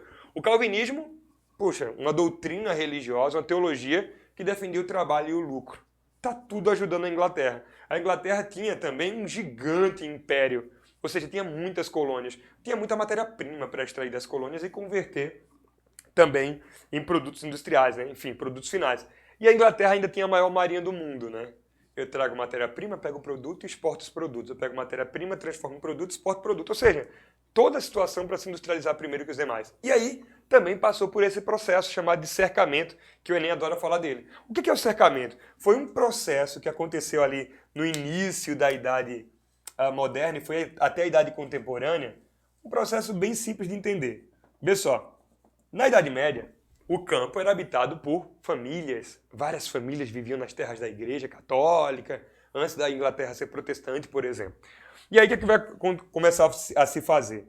No início da Idade Moderna, esses camponeses começarão a ser expulsos do campo. De fato, expulso, o exército vai lá, começa a haver um processo de desapropriação da terra. Tá? E aí, essas famílias de camponeses começam a sair do campo e começam a migrar. Começa a haver uma espécie de êxodo, mas é um êxodo rural forçado, não é espontâneo não. E essas pessoas começam a sair do campo em direção às cidades, tá? E aí, ó, imagina, muita gente migrando para a cidade, você acaba tendo o quê? Um crescimento populacional, uma urbanização desordenada. E aí, ó, olha só essa imagem. Essa imagem já retrata um pouco dessa urbanização desordenada. É um quadro do século XIX, não é em inglês, mas se remete a essa lógica, a essa reflexão. Vicente Van Gogh, né? Os comedores de batata. Olha que interessante aí, tá? Um quadro que foi pintado ali nos Países Baixos, quase que na Europa Central. Vê só, você tem aqui uma família, perceba que eles são muito magros, né? Eles têm os olhos esbugalhados ali, estão muito magros mesmo. E perceba que eles só comem batata. Batata era o produto mais barato ali, daquela região dos Países Baixos, né, na Alemanha também e tudo mais. Eles comem batata, que é o mais barato, eles tomam ali um cafezinho, mas observa que o fundo da casa deles tem uma textura meio escurecida, cinzenta, esverdeada, uma coisa fuligem e mofo. Umidade e fumaça, eles moravam ao redor das fábricas, em suas palafitas, eles eram muito pobres. E aí, ó, olha que interessante, aqui eles têm um candeeiro, não era nem energia elétrica ainda, né, que estavam queimando ali algum tipo de óleo para produzir energia. E perceba que num cantinho lá em cima você tem um relógio. Tem um relógio, cara, tem um relógio. E esse relógio já mostra uma nova lógica que o Enem já abordou. Com a Revolução Industrial, não era mais o tempo do calendário das estações do ano que norteava as pessoas. Não era mais o tempo de plantar e o tempo de colher. Agora é o relógio. É o tempo fabril, é o tempo da indústria. Acorda de manhã cedo, vai produzir horário cronometrado, movimentos dos corpos cronometrados também. Presta atenção nisso aí. O relógio agora, o tempo, entre aspas, mecânico, passa a controlar as pessoas com a Revolução Industrial. Agora voltou para cá. Vamos embora. Então, ó, como eu falei, as pessoas começaram a sair do campo para a cidade. A gente acabou de ver um quadro que fala de urbanização desordenada, dessa condição péssima de vida. E essas pessoas na cidade começam a trabalhar onde? Nas fábricas. É justamente isso aí. Essas pessoas começam a trabalhar nas fábricas, só que tem muita gente desempregada. E muita gente desempregada vai gerar o quê? Salário baixo. Mão de obra barata. E aí a burguesia na cidade começa a se beneficiar dessa mão de obra muito barata. Percebeu? Próximo passo, vai. Campo, cidade. Cidade, desempregados, mão de obra barata, gente, alguns conseguindo emprego, alguns sem conseguir emprego, mas garantindo salários baixos, né? E aí é quase um desemprego estrutural que a gente fala na sociologia. E aí quando você vem para o campo, o que você começa a fazer no campo? Ao invés de ter pessoas no campo, né, famílias, vou desenhar aqui uma nuvem com 4 patas, uma coisa aqui meio estranha, mas imagine que isso aqui é uma ovelha, tá? Então as pessoas começaram a... Não, as pessoas não, né? Os grandes senhores de terra começaram a produzir lã no campo. Então, ó, que interessante. Você produz lã no campo, as pessoas vêm para a cidade e essa lã vai para a fábrica junto com as pessoas. E a primeira indústria da história foi a indústria de tecidos. Percebeu qual é a lógica? Então, a indústria têxtil é a primeira indústria dessa primeira revolução industrial. Inglaterra, indústria têxtil, energia a vapor, que eu já falei, a queima de carvão mineral e mais. Surgiu também aí a sociedade de classes. Você lembra que no caso da Idade Média, do Antigo Regime, você tinha uma sociedade baseada em clero, nobreza e os trabalhadores no geral que pagavam impostos, que incluía a burguesia lá embaixo. Por um outro lado agora, você começa a ter uma sociedade baseada em 2 grupos sociais. Fazer aqui no cantinho, ó, burguesia de um lado e proletariado do outro. Isso aqui é uma visão mais sociológica do século XIX, né? Enfim, o burguês, aquele que detém os meios de produção, os capitais, as fábricas, e o proletariado, aquele que vende sua força de trabalho por salários muito pequenininhos, muito miseráveis, na verdade. Então, essa primeira fase aqui, só a Inglaterra. A segunda fase é justamente o século XIX em diante, 19 e 20. A gente pode dizer de 1840 até 1945, até a Segunda Guerra Mundial. Quais são as características básicas? Se na primeira nós tivemos só a Inglaterra, na segunda nós tivemos o hemisfério norte. A indústria saiu da Inglaterra, chegou na Europa continental, atingiu Estados Unidos e também o Japão. Ó. Europa continental, Estados Unidos e Japão. hemisfério norte. E aí um outro dado importante, tá? Muito importante. Enquanto na primeira a energia predominava a vapor, na segunda a energia elétrica. Houve o surgimento do dínamo, que é um aparelhinho, né, que pegava a força motriz e transformava em energia elétrica. E aí, ó, outra coisa importante. Além da energia elétrica, eu peço para que você tome nota aí. Também nessa época houve o advento da gasolina e do óleo diesel, os derivados do petróleo, combustíveis fósseis. Já teve questão no Enem que falou, por exemplo, que a partir desta revolução, o mundo começou a emitir mais gases poluentes que destroem, né, a nossa proteção, a nossa camadinha lá, que eu esqueci o nome dela. Qual é, Diego? O nome dela? Oi? Camada de ozônio, valeu. E aí, ó, peguei uma colinha aqui agora, e aí acelerou o processo natural, mas que foi agora claramente comprometido pelos homens, o efeito estufa foi acelerado. E aí todo esse cenário que nós vivemos hoje. Diego, obrigado aí, viu, Diego? De coração. Tamo junto. E aí, o próximo passo importante, tá? Além de combustíveis fósseis, energia elétrica, nós tivemos também o advento do Fordismo. Caramba, sim, mas Fordismo lembra essa imagem aqui, né? Nossa, Charlie Chaplin, tempos modernos. Lembra disso aí? Tempos modernos. Eu acho até que eu coloquei, deixa eu ver se eu coloquei uma imagem aqui. Não coloquei não. Vê só, lembra daquelas fábricas com os trabalhadores em esteiras mecânicas, apertando parafusos, montando peças com trabalho repetitivo, movimentos repetitivos. É como se o corpo do trabalhador virasse uma máquina nessa época, né? Então o Fordismo tem esses princípios, trabalho repetitivo, produção em larga escala e produção homogênea. Você fazia lotes de produtos, né, em larga escala. Por exemplo, a Ford, que foi a fábrica ou a empresa de automóveis que liderou esse modelo Fordismo, o Henry Ford dizia o seguinte, que um consumidor da Ford pode ter um carro da Ford de qualquer cor, contanto que a cor seja preta. Ou seja, ele produzia tanto carro igual, que esse é o maior símbolo da produção em larga escala, né, produção homogênea. Então lembra, trabalho repetitivo, produção homogênea. Fechou? E claramente, se eu produzo em larga escala, os preços acabam ficando mais baixos. Daqui a pouco eu vou falar desse último aqui, tá? É o penúltimo tópico da gente. Neocolonialismo. Segura aí que daqui a pouco a gente fala dele. Já falamos de feudalismo, já falamos de igreja católica, renascimento urbano comercial, já falamos de liberalismo, de iluminismo, revolução industrial. Agora vamos lá. Independência dos Estados Unidos. É um outro tópico bem importante, já chegando para a nossa reta final. Lembra que eu falei que nós tínhamos para essa aula 10 tópicos principais para que vocês ficassem bem espertos para esses períodos, né?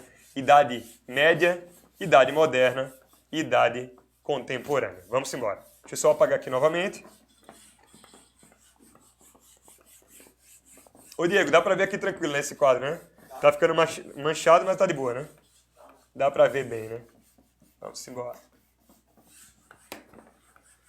Pessoal, pra quem não tá vendo aqui, Diego é o meu parceiro que tá aqui controlando tudo, é o cara da tecnologia, fundamental para que essa aula aconteça, viu?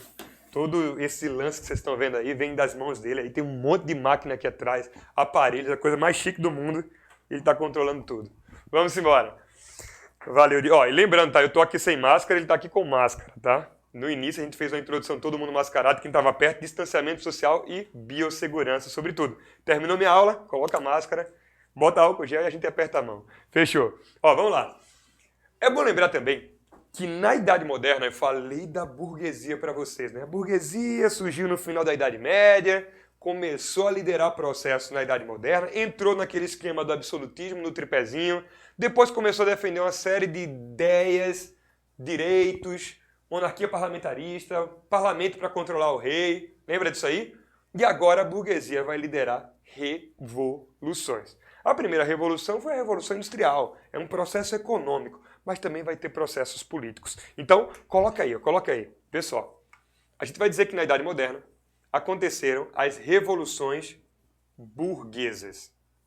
Revoluções burguesas. A primeira que a gente já comentou, Revolução Industrial. A segunda agora, a independência dos Estados Unidos. Quando nós falarmos em independência dos Estados Unidos, não esquece disso. Os Estados Unidos foram colônias antes de serem independentes, de serem Estados Unidos da América. Eles foram colônias, não uma colônia, mas colônias da Inglaterra.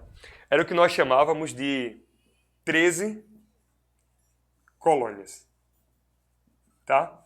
E ficava ali no litoral atlântico do atual Estados Unidos, né? Naquela parte atlântica ali.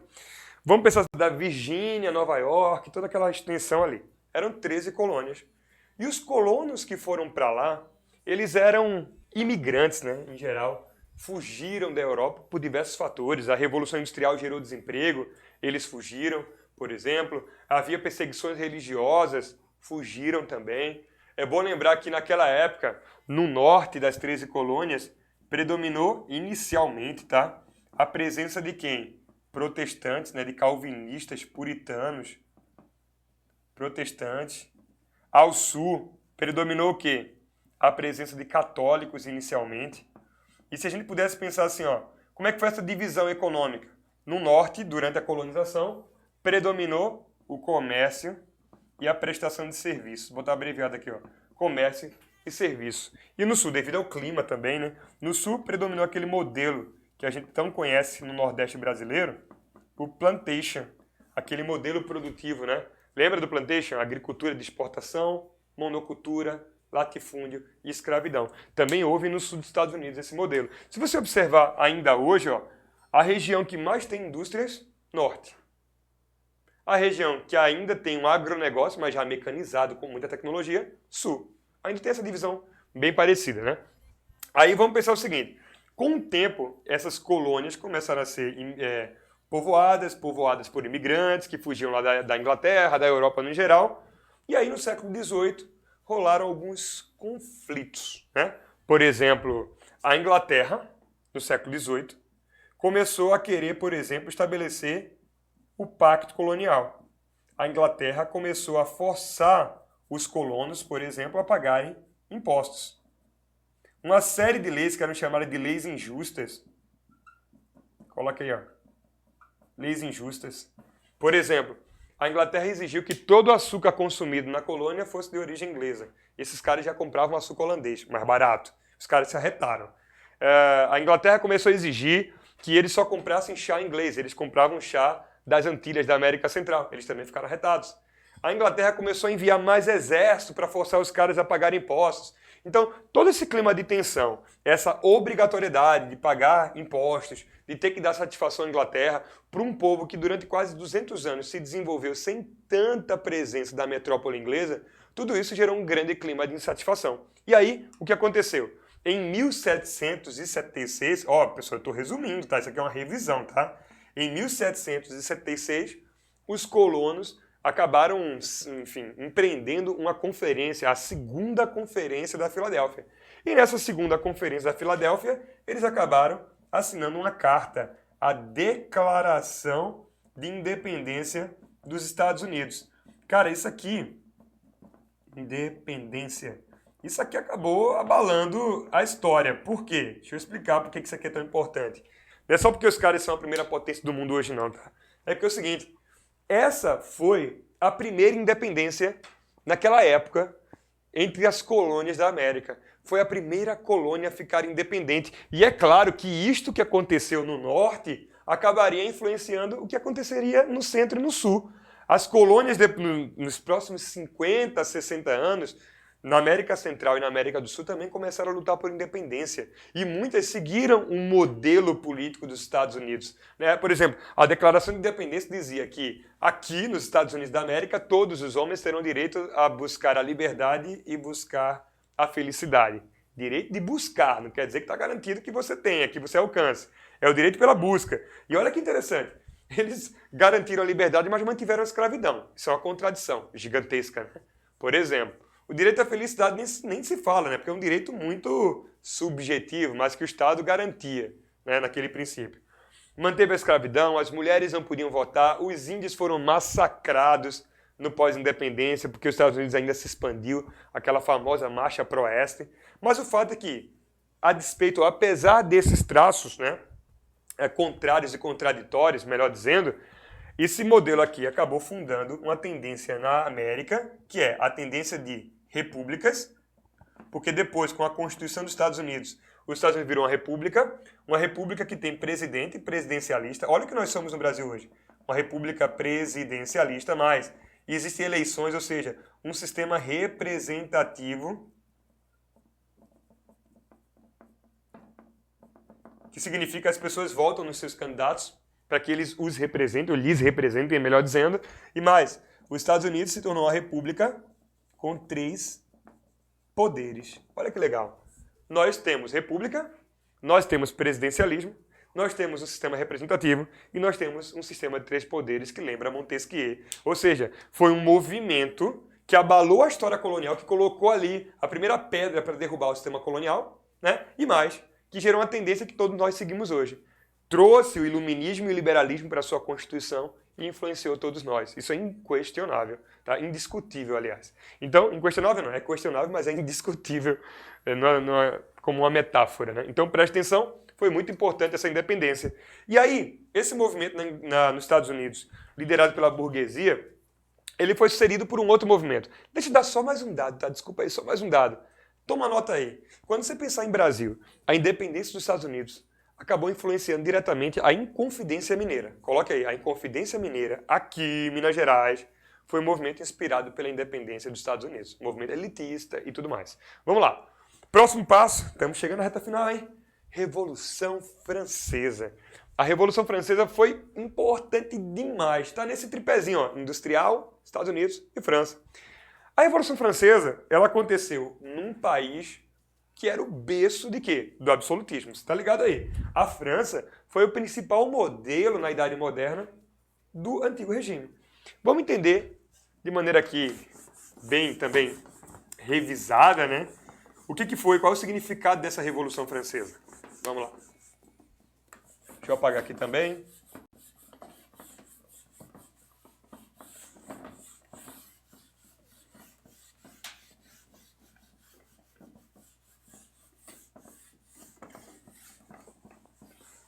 Vamos embora.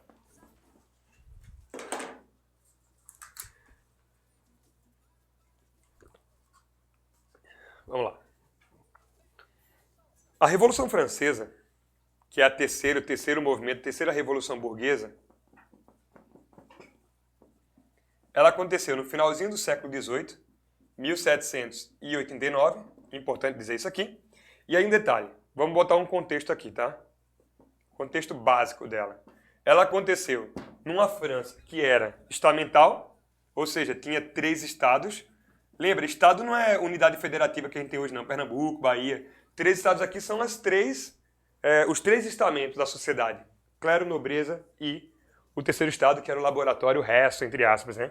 O que acontece é o seguinte, naquela época, só o primeiro, lembra, o primeiro e o segundo estado tinham privilégios, ou seja, não pagavam impostos, estavam próximos do rei, eram protegidos pelos reis. Já o terceiro estado era o único que era o que arcava com a carga tributária que sustentava os grupos de cima. Então, junte isso a iluminismo. Tá? As ideias iluministas estavam surgindo na França no século XVIII. A galera estava contestando o antigo regime, contestando o absolutismo, contestando o rei, o mercantilismo também, contestando uma sociedade de privilégios. Então, as ideias iluministas estavam se espalhando. Aí você tinha uma crise econômica gigantesca, né? Fome, muita fome no país. O país se envolvendo em guerra e perdendo algumas guerras, como a participação lá, né? Lutou a Guerra de 7 Anos, perdeu contra a Inglaterra, por exemplo. Depois gastou dinheiro apoiando a independência dos Estados Unidos. Eles apoiaram a independência dos Estados Unidos. Muito dinheiro indo embora, muita crise, fome e ideias iluministas. Claro que se ia dar em revolução. E aí, o terceiro estado, mega insatisfeito com essa condição inferior aqui, começa a protestar e lidera esse movimento revolucionário. É importante lembrar o seguinte, que alguns episódios foram fundamentais para a Revolução Francesa. Como, por exemplo, ó, esse aqui, a queda da Bastilha. Olha essa imagem melhor aí. A Bastilha. A Bastilha era uma prisão que representava o autoritarismo do rei Luís XVI naquela época. Ele e a sua esposa Maria Antonieta. Cara, onde tinha ali os intelectuais, os inimigos do rei? Bastilha. A população foi lá, se juntou. Alguns historiadores falam que foram aproximadamente 2.000 pessoas. atacaram esse edifício, prenderam os soldados e libertaram os presos. Foi muito simbólico, tá? É atacar o símbolo do rei, já que a população não conseguia chegar ao rei. Próximo passo aqui, ó, a marcha sobre Versalhes. Questão também que já caiu, tá? A marcha sobre Versalhes. As mulheres, as peixeiras, as mulheres que trabalhavam no mercado público, pegaram suas peixeiras, pegaram suas lanças e foram até o Palácio de Versalhes, onde vivia o rei e a rainha, para tentar matar a rainha Maria Antonieta. Não conseguiram, mas ao longo do caminho fizeram um grande estrago e um grande símbolo, um grande protesto contra a realeza. Então, populares trabalhando aqui pela Revolução e a burguesia liderando os processos ali políticos, né? É importante lembrar que um grande saldo dessa Revolução foi a Declaração de Direitos do Homem e do Cidadão. Fechou? Toma nota aí. Declaração de Direitos do Homem e do Cidadão. Basicamente foi um documento redigido pelos revolucionários que dizia o seguinte: a partir de agora, todos os homens na França terão direito à vida, à liberdade e propriedade. Na França não haverá mais privilégios, ou seja, aqui eles implodiram literalmente o sistema estamental, o modelo estamental, o modelo de privilégios. E eles declaram aqui também que o absolutismo está extinto, tá? Basicamente era essa carta, essa intenção. Agora, é bom lembrar que essa carta tinha suas limitações, né? Só homens eram cidadãos, né? Só homens eram cidadãos. Mulheres ainda estavam ali excluídas do processo. Mas é bom lembrar que essa primeira carta de intenção, que dizia que todos os homens eram iguais, acabou lá no futuro, lá no século XX, no pós-Segunda Guerra Mundial, inspirando bastante a DUDH, Declaração Universal de Direitos Humanos, né, que vocês também estudam no contexto de atualidades, sociologia, linguagens, filosofia e tudo mais. Então, preste atenção, tá? Importante dizer que durante o processo revolucionário, os reis foram executados, a França se tornou uma república e no final desse movimento, a gente sabe muito bem essa história, né? A França acabou na mão de um militar, de um ditador chamado de Napoleão Bonaparte. Mas não esquece disso aqui. Ela derrubou o absolutismo na França e é por isso que ela principalmente é cobrada. E ela criou uma carta que literalmente implodia o antigo regime. A Revolução Francesa derrubou o antigo regime dentro da Europa, né? Começou esse processo de desmoronamento desse modelo. Fechou? Ela é muito importante. Então, Revolução Industrial, a burguesia ditando o novo rumo da economia, né? Segundo, independência dos Estados Unidos, a burguesia derrubando o sistema colonial. Terceiro, Revolução Francesa, o antigo regime sendo derrubado também. Agora, última etapa, são os dois tópicos que são ligados, 2 em 1 agora, para fechar, né? A gente entrou na Idade Contemporânea. Sim, mas vamos lá. A gente falou de Idade Média, a Idade Média acaba com a crise ali do feudalismo, surge a Idade Moderna, o surgimento da burguesia, a gente já viu isso aí. E com as revoluções burguesas, com a Revolução Francesa, acaba a Idade Moderna. E aí, após a Revolução Francesa, Idade Contemporânea, a era pós-antigo regime. Percebeu? Aí vamos lá. Século XVIII até os dias de hoje. A gente vive esse período ainda hoje. E no século XIX, quando a gente pensa nesse primeiro momento imediato da Idade Contemporânea, nós tivemos o neocolonialismo, que é o tópico mais cobrado dentre, né, os assuntos do século XIX pelo Enem. O neocolonialismo que eu falei lá na segunda Revolução Industrial, lembra que eu disse, ó, daqui a pouco a gente vai encontrar novamente esse tópico. O que foi o neocolonialismo? Vou precisar escrever aqui para que vocês tomem nota aí também, tá bom? O neocolonialismo, pessoal, foi uma nova investida do hemisfério norte sobre o hemisfério sul. Por que eu digo nova? Vou fazer uma pergunta aí para vocês, tá? E eu mesmo vou responder claramente, mas se liga. Quando foi que o hemisfério norte partiu em direção ao hemisfério sul pela primeira vez? Se vocês lembrarem muito bem, isso tem toda a relação com a história do Brasil. Lembra disso? As grandes navegações. Lá no século XV, no século XVI, no século XVII, as nações europeias pegaram suas caravelas e conquistaram terras no hemisfério sul. Naquele momento, como eu falei, era necessário ter colônia para ter matéria-prima.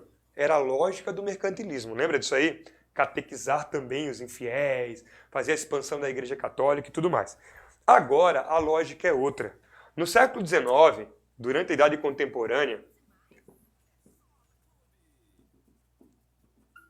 nós estamos vivendo a segunda Revolução Industrial. Vamos fazer uma revisão da revisão da revisão, né? A segunda Revolução Industrial. Vai, a primeira foi na Inglaterra. Responde para mim. A segunda foi Hemisfério Norte. Europa continental, Estados Unidos e Japão. Beleza? Aí vamos pensar o seguinte agora. Rapidinho, vai. Deixa eu fazer esse desenho aqui. Imagina que isso aqui é o mapa mundi. Imagina que isso aqui é o mapa mundi, tá? Hemisfério Norte e Hemisfério Sul. Vai. Se você tem um Hemisfério Norte se industrializando, mais indústrias em vários países, não é só mais a Inglaterra, você passa a ter o quê? Vai. A produção mundial está aumentando no Hemisfério Norte. Então, era necessário para o Hemisfério Norte buscar no Hemisfério Sul 3 fatores. Primeiro, os caras querem mercado o quê? Consumidor. Eles querem vender os seus produtos, escoar seus produtos para o Hemisfério Sul. Segundo ponto, eles querem também matéria o quê? Matéria-prima. Eles, continente europeu não tem tudo que eles precisam, né? Então eles precisam de matéria-prima barata. E mais, eles precisam de trabalhadores, força de trabalho, de preferência para eles barata ou escrava, né? Aí vem toda a atrocidade, né, da segunda Revolução Industrial. Então, mercado consumidor, matéria-prima e força de trabalho. E é isso que vai nortear o que a gente chama de neocolonialismo.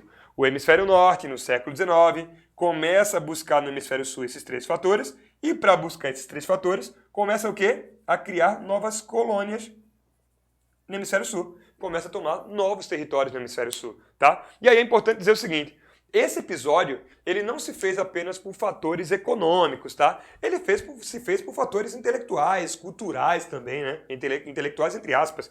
Várias teorias foram criadas para justificar a superioridade do Hemisfério Norte sobre o Sul. Isso também o Enem gosta de falar. Então, quais foram as principais teorias que embasaram, que justificaram esse tal de neocolonialismo? Em primeiro lugar, ó, darwinismo social. Esquece disso aqui não.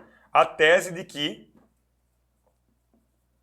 Lembra do darwinismo de Darwin mesmo, original, né? A seleção natural das espécies, que diz que o seguinte: aquelas espécies que melhor se adaptam, né, ao ambiente, por exemplo, elas acabam se perpetuando, né? Nesse caso aqui, é uma teoria que distorceu Charles Darwin e começou a dizer o seguinte: as raças, existem raças, tá? As etnias são raças, e elas lutam entre si. E as mais fortes tendem a dominar as mais fracas, na visão desses caras, como Herbert Spencer, por exemplo. A mais forte é a branca, é a europeia, que pode sim, naturalmente, dominar as mais fracas. Seria uma ordem natural da sociedade. Próximo passo, absurdo isso aí, mas os caras defenderam. Próximo passo, a eugenia. A eugenia foi uma outra teoria também, muito relevante para essa época, que dizia o seguinte: que o Estado, os Estados, deveriam controlar os cruzamentos genéticos. Os Estados deveriam se preocupar com uma coisa chamada de mestiçagem, né? Ou miscigenação. Então, o Estado deveria garantir que a sua etnia predominante se mantivesse, entre aspas, pura e fortalecida. Então, em alguns países, se você parar para pensar na Alemanha, as leis de Nuremberg, na década de 30, quando Hitler chegou ao poder, antes da guerra, ele proibiu o casamento entre judeus, por exemplo, e arianos, a fim de evitar uma miscigenação. Por exemplo, então acreditava-se que a miscigenação enfraqueceria uma nação, uma civilização, portanto, o ideal de criar ou de manter as raças puras, né? Vamos lá, outro absurdo. E por fim, uma outra teoria chamada de antropologia criminal, que é a ideia de que o comportamento dos homens é definido por fatores genéticos. O comportamento dos homens é definido por fatores genéticos, não sociais, né? Então, os caras acreditavam naquela época que um criminoso é criminoso porque tem no sangue cromossomos que definem a criminalidade, o ato, né, a tendência ao crime. Absurdo, mas isso foi utilizado também para, obviamente, perseguir, entre aspas, minorias, no conceito sociológico, tá? Perseguir minorias. E aí, no caso da Alemanha, por exemplo, contra os judeus. E assim, por exemplo, os belgas fizeram em Ruanda, no Congo, e a Inglaterra fez na África do Sul, por exemplo. Então, aqui uma imagem que mostra os Estados Unidos, o tio Sam, que era o mascote dos Estados Unidos, levando povos, entre aspas, inferiores, negros, mestiços, indígenas, né? Povos para um alto, que é o alto da montanha ali, que é o quê? A civilização.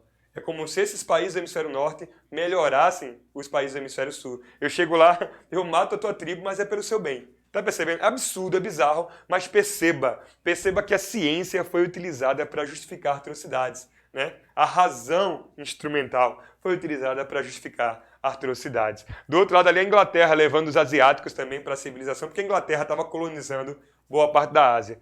Outro dado importante, outra reflexão importante é o seguinte: um episódio muito importante do neocolonialismo foi a Conferência de Berlim. Foi o momento em que os países do hemisfério norte, da Europa, se juntaram para dividir o continente africano. Olha que coisa louca. Isso é chamado de partilha da África.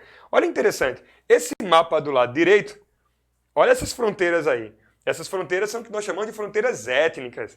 Os povos africanos originalmente tinham essas divisões, tá? Suas nações, que eram construídas por suas guerras, por suas relações políticas, históricas, culturais. Isso aqui é uma construção milenar.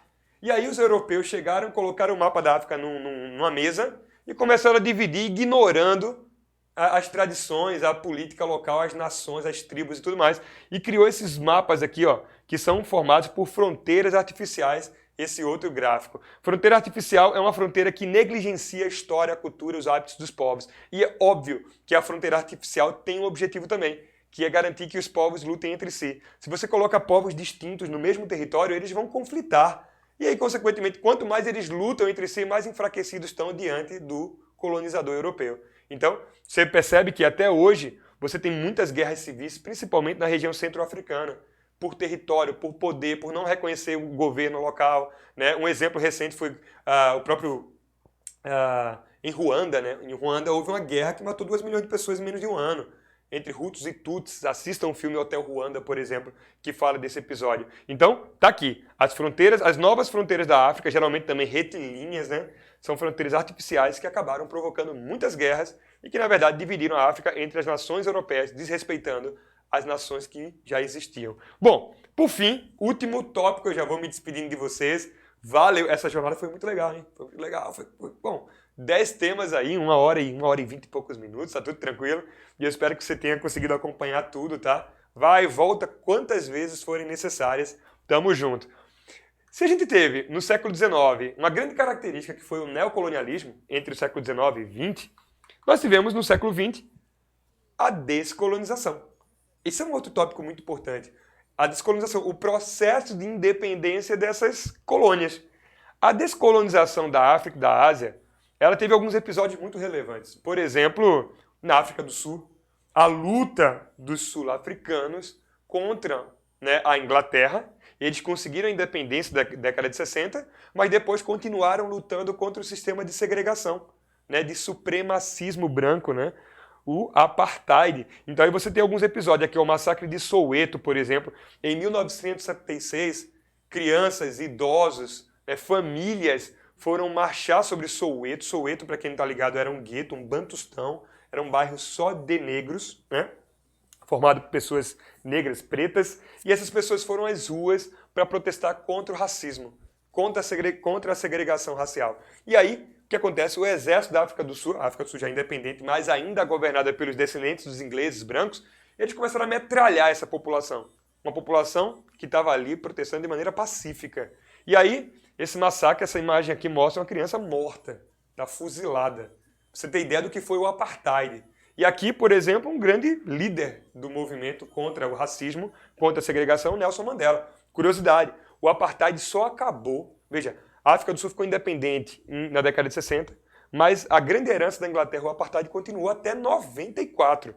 Só em 1994, agora, há pouquíssimo tempo, vai fazer 30 anos ainda, só em 94 é que acabou o apartheid na África do Sul e Mandela foi eleito em 94 presidente da África do Sul, tá? Aqui, ó, um outro exemplo clássico também, já cobrado. Essa imagem foi uma imagem do Enem. A independência da Índia. A Índia foi colônia da Inglaterra também, tá? Olha, muita da riqueza da Inglaterra hoje veio dessas colônias, tá? E aí o que acontece? A Índia foi colônia da Inglaterra, a Inglaterra explorou lá, tomou toda a riqueza dos indianos. Por exemplo, a Índia era uma grande produtora de tecidos, sal, né? E aí, ó, tudo, aquelas especiarias, só a Inglaterra poderia vender. Os indianos foram expulsos da própria economia. E aí, na década de 30, um homem chamado de Mahatma Gandhi, né, filho da elite indiana, estudou na Inglaterra, fez direito, voltou para o seu país de origem, a Índia, começou a protestar, começou a trazer, né, à tona o nacionalismo indiano. Ao invés de a gente se ocidentalizar, adotar os costumes ingleses, vamos voltar a usar os costumes, né, adotar os nossos costumes hindus. E aí ele começa a pregar um nacionalismo, né, um apego à cultura tradicional da Índia e começa a fazer uma luta por independência baseada na desobediência civil. O que é isso? Bom, a gente não vai lutar com armas, porque eles são muito mais poderosos que nós. A gente vai protestar pacificamente. Como assim? Não comprem produtos de ingleses. Não comprem produtos de lojas racistas, né, etnocêntricas, enfim, daqueles que apoiam a nossa colonização. Não vamos cultuar nas igrejas deles, os deuses deles. A gente vai cultuar os nossos deuses hindus, por exemplo. A gente não vai para o monoteísmo, né, do anglicanismo. E os caras começaram a protestar, eles iam para as ruas, faziam marchas, apanhavam da polícia sem revidar. Literalmente tem vídeos de Gandhi apanhando, sem revidar. E aí o mundo inteiro estava filmando aquela situação ali, né? Entre a guerra, pós-Segunda Guerra Mundial. A Inglaterra ajudava a criar a ONU, defendia a liberdade dos povos, mas batia em Mahatma Gandhi, por exemplo, nos seus seguidores. E aí chega um ponto que a Inglaterra fica muito constrangida. Olha essa cena, né? Um lord inglês prendendo Mahatma Gandhi e as pessoas lá fora todas pacificamente olhando para o cara e vendo o que o cara estava fazendo. Ou seja, a maioria já não estava mais com a Inglaterra. Não adiantava uma cela. Gandhi podia estar preso, mas lá fora existiam outros e outros Gandhis protestando já pela independência. E assim a Índia conseguiu a independência com relação à Inglaterra. E aqui, ó, o último episódio de hoje, a Conferência de Bandung. A gente falou da África, do Apartheid, a gente falou da Inglaterra, mas é bom lembrar também que esses primeiros exemplos, né, Índia, África do Sul, esses primeiros exemplos acabaram inspirando outros exemplos. E aí, na década de 50, em 55, já na Guerra Fria, aconteceu a famosa Conferência de Bandung, que foi justamente o episódio que reuniu várias colônias africanas e asiáticas com o objetivo de lutar pela independência. Foi um evento mundial, tá, que aconteceu na Indonésia e que foi também apoiado pela ONU, Organização das Nações Unidas. Nesse evento, os países, essas colônias africanas e asiáticas, defenderam 3 conceitos. Primeiro, autodeterminação. Eu quero ter o direito de decidir o meu destino. Eu quero ter o direito de definir qual é o meu modelo político. Eu tenho o direito de dizer como quero ser governado. Não a metrópole, não ao colonizador. Além de definir o meu destino, eu quero soberania nacional, eu quero virar um Estado. Eu não quero só votar no meu governante. Eu quero ter um país desconectado da colônia, um Estado independente, soberano, que seja respeitado pela ONU. E mais, eu também defendo o conceito de terceiro mundo. O que é o terceiro mundo? Lembra que na Guerra Fria você tinha 2 blocos, né? O bloco capitalista, Estados Unidos, e o bloco socialista, União Soviética. O terceiro mundo é o seguinte, eu não quero estar nem de um lado nem do outro. Se os Estados Unidos é o primeiro mundo e a União Soviética é o segundo, eu sou o terceiro. Eu quero ficar independente, soberano, eu quero ter direito de escolher o meu destino, mas eu não quero apoiar nenhum dos dois. Eu não estou nem aí com a guerra de vocês.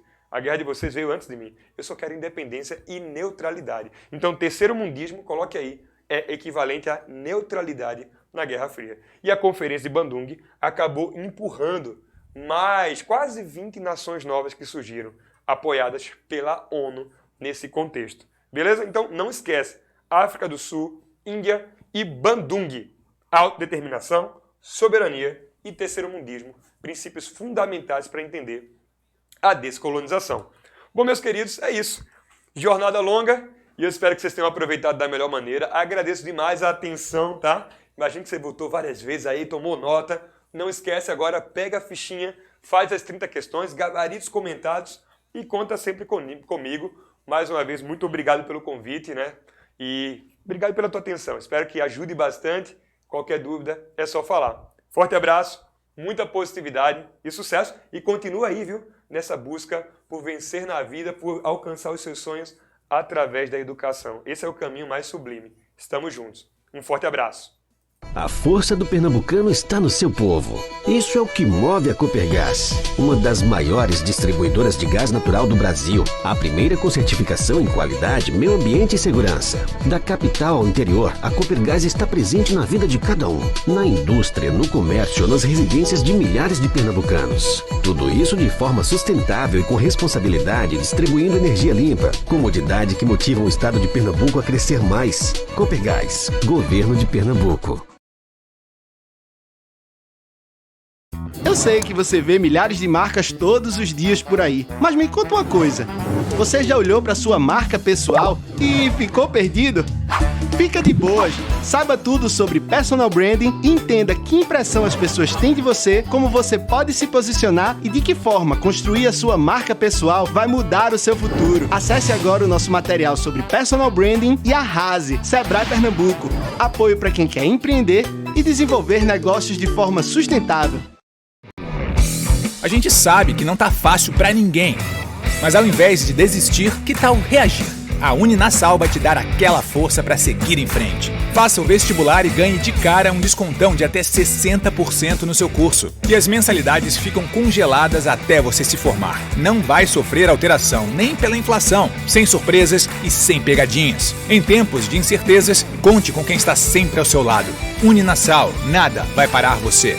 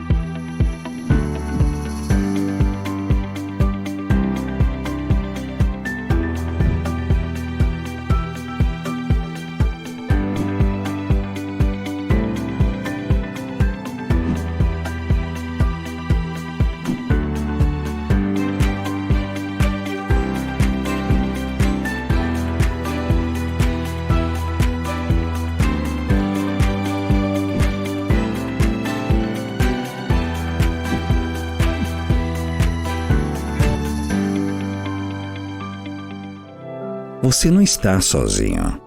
A gente torce toda vez que você entra em campo. Vibramos por cada um dos seus acertos. E quase não conseguimos crer quando você perde na cara do gol. Mas tá tudo bem. A gente nunca deixou de confiar e acreditar em você.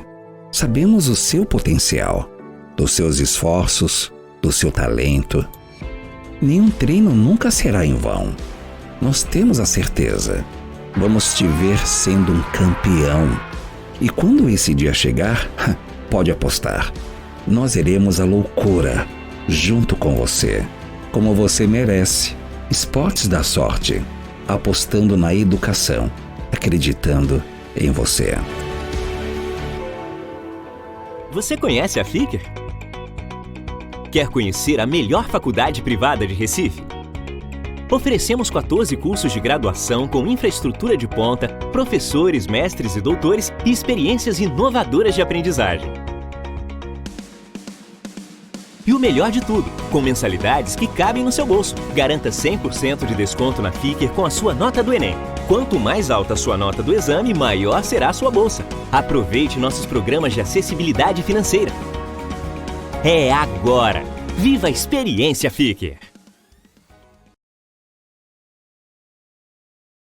E se construir fosse muito além do que você imagina? A nova educação é digital. Os nossos hábitos e necessidades também.